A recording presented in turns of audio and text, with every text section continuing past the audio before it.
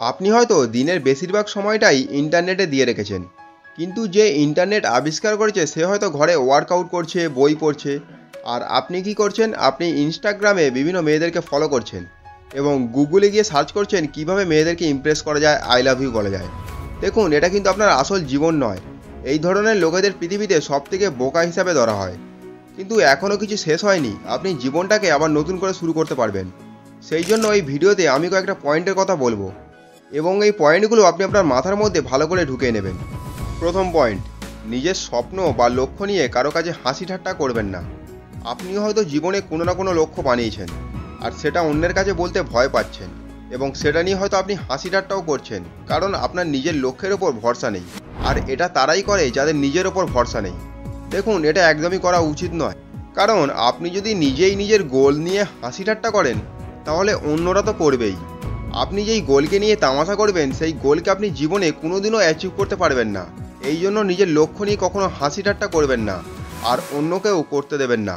দ্বিতীয় point, school থেকে college এবং কলেজ থেকে অফিস, যে কোনো জায়গাতেই আমরা কোনো না কোনো পার্টনার খুঁজি, কারণ একা থাকতে আমরা একদমই পছন্দ করি না।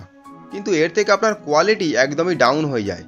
আপনি যতক্ষণ না পর্যন্ত একা থাকা শিখবেন ততক্ষণ পর্যন্ত আপনি নিজের জন্য কোনো কিছু ক্রিয়েটিভ জিনিস করতেই পারবেন না, আর আপনার মধ্যে থাকা আসল ট্যালেন্টকে আপনি কখনোই চিনতে পারবেন না। একটা মানুষকে জীবনের প্রত্যেকটা সমস্যা কিন্তু একাই সমাধান করতে হয়, সেই জন্য একা থাকা শিখুন। অনেক ছেলেরাই আছে একটা মেয়ের চক্করে পড়ে নিজের জীবনকে শেষ করে দেয়।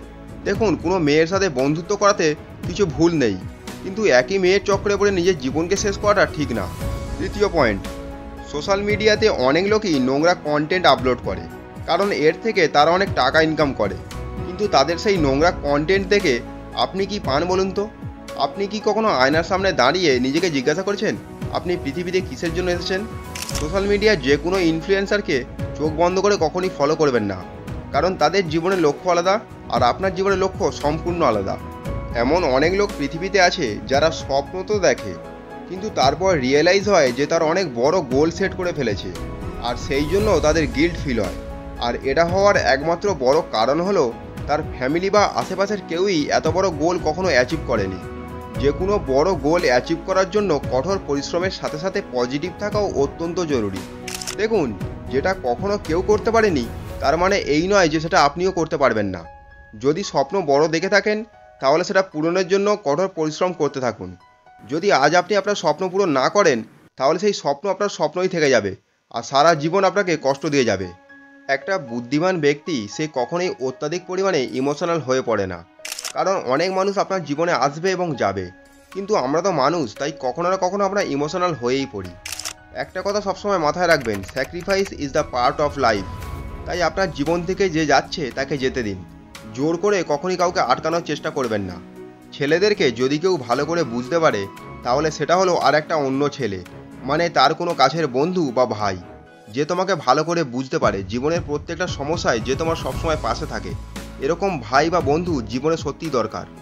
নিজের স্কিলের ওপর কাজ করার জন্য জীবনে যতটা একা থাকা দরকার, ঠিক ততটাই তোমার ভাই বা বন্ধুর সাথে সময় কাটানোও প্রয়োজন, যে তোমাকে সবসময় ইমোশনালি সাপোর্ট করে। আর সব থেকে লাস্ট পয়েন্ট হলো, বলার থেকে শোনার দিকে বেশি ফোকাস করুন, কারণ যখন আপনি কোনো সফল ব্যক্তির সাথে সাক্ষাৎ করবেন তখন সে আলফাল কথা বলবে না, সে শুধুমাত্র কাজের কথাই বলবে। তাই আপনাকেই ডিসাইড করতে হবে যে আপনি যখন কোনো সফল ব্যক্তির সাথে সাক্ষাৎ করবেন তখন আপনি নিজে কথা বলবেন না তাকে বলতে দেবেন। এই জন্য নিজের কথার ওপর কন্ট্রোল রেখে অপর ব্যক্তিকে বলতে দিন, তার থেকে আপনি অনেক নতুন কিছু শিখতে পারবেন। আশা করছি বন্ধুরা আপনারা এই ভিডিও থেকে অনেক কিছু শিখতে পেরেছেন। যদি কিছু শিখতে পারেন তাহলে একটা লাইক করুন এবং চ্যানেলটিকে অবশ্যই সাবস্ক্রাইব করুন। দেখা হচ্ছে আবার এক নতুন ভিডিওর সাথে। ততক্ষণ আপনারা সকলে ভালো থাকবেন, সুস্থ থাকবেন। ধন্যবাদ।